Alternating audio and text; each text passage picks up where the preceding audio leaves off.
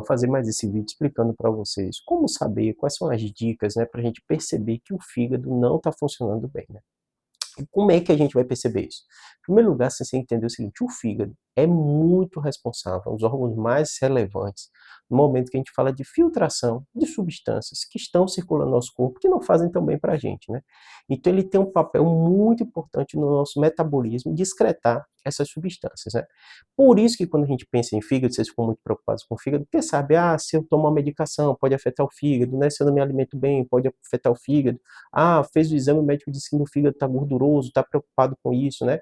Então, se a gente percebe que essa situação é muito frequente, é muito comum relacionada ao fígado, a gente tem que perceber alguns sinais, né? E aí o primeiro detalhe, né? Todo órgão que é muito relevante, né? Eu falei isso no rim também, no fígado também, né?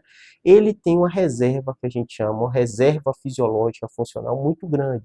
Então, mesmo com uma alteração relevante no fígado, normalmente você não vai ter muitos problemas graves nele, né? Você, como assim, Júlio? Vou dar um exemplo. Por exemplo, você bebe. E bebe com uma frequência muito grande, tem uma alteração do metabolismo do fígado, mas mesmo assim, na grande maioria das vezes, você não vai sentir nada, vai acabar seguindo sua vida normal, né? Mas quando essa função do fígado ela cai de forma progressiva, né, normalmente você pode ter alguma determinada alteração com sintoma, né? Mas muito antes de você ter sintoma, os exames de sangue que você faz para ver a função hepática, eles já se demonstram alterados, né? Então, por exemplo, eu prescrevo com frequência medicações para o paciente que ele vai usar durante muito tempo. E sempre o paciente é preocupado, isso não pode afetar meu fígado? É verdade, é uma preocupação relevante. Então a gente, sabendo que aquelas medicações podem dar alguma alteração, pede de rotina, às vezes uma vez por ano para ver. E às vezes a gente já vê as enzimas hepáticas estão meio tocadas, um pouco mais, você já sabe, opa, ele está sentindo esse remédio, eu vou ter que reduzir a dose, eu vou ter que observar mais próximo, pedir exame com maior frequência, né?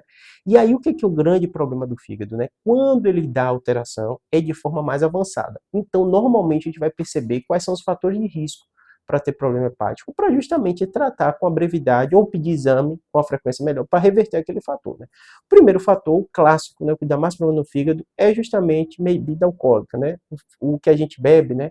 Cerveja, vodka, o que é que seja, é metabolizado no fígado. Então, se você faz consumo de bebida alcoólica com uma frequência muito grande, há uma chance grande de você ter problema no fígado. Então, tem que ficar atento, esse é o principal fator de risco. Segundo, alimentos, né?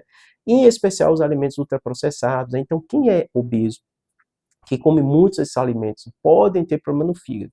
Então, paciente com obesidade, o médico olha mais de perto. Não é à toa que às vezes vocês falam aqui nos comentários, estou respondendo nesse vídeo, uma pergunta, quando eu falo da questão de gordura no fígado, justamente por isso. Porque o fígado, quando o médico diz, tá com gordura, às vezes vai prejudicando a função do fígado. Como ele tem uma reserva grande, o médico já fica de olho, porque ali aquela gordura pode prejudicar mais à frente. Então, fique muito, muito atento com obesidade. É um dos principais fatores de risco depois da bebida alcoólica para você ter problema no fígado, né? Terceiro aspecto, pressão alta e diabetes também pode sobrecarregar seu fígado, fique atento a isso, mas outro muito importante é o que você se preocupa aqui, medicação. Então eu, Júlio, como neurocirurgião, passo muita medicação para epilepsia, para uma série de alterações que o paciente vai usar de forma crônica, e às vezes dose alta dessa medicação. Então eu vou ficar muito, muito atento na situação, como está o metabolismo do fígado, né?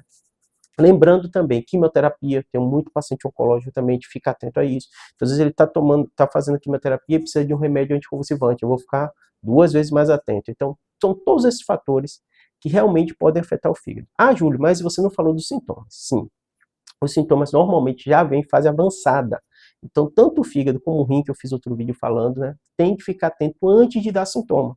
Quando dá sintoma, normalmente, geralmente, às vezes é uma fase tão avançada que não consegue reverter. Você consegue segurar, é melhor você descobrir o quanto antes melhor, mas às vezes você não consegue reverter. Então tem que ficar muito atento antes de dar esses sintomas. Mas quais são os sintomas? São sinais, às vezes, de hepatopatia e às vezes da encefalopatia hepática. O paciente tem tremor, o paciente fica confuso, ele fica mais lentificado. Às vezes tem um hálito característico, né? Tem alterações das fezes, né? A cor das fezes pode modificar, pode dar dor abdominal, né? Então perceba que é uma série de comemorativos, mudança da cor da pele, né? Mas geralmente de forma avançada. Acúmulo de líquido, que dá aquela ascite, aquela barriga clássica, que a gente já lembra de quem é alcoólatra, né? Que tem aquela barriga com líquido, dá também. Mas todos esses a gente está falando de fase avançada. Às vezes esse paciente que você imagina, que você viu, já são pacientes que só o transplante vai resolver. O transplante hepático, porque o comprometimento foi muito grande. Pense em problema hepático antes de dar sintoma. tá bom? Fator de risco, exame com frequência para o médico observar. Espero que tenha ajudado.